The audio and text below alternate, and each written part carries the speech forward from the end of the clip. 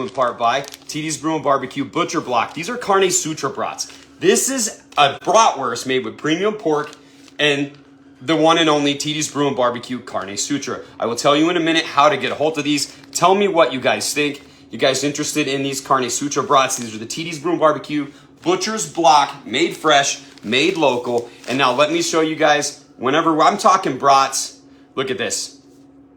This is a brat. See that? Look at the size of my hand.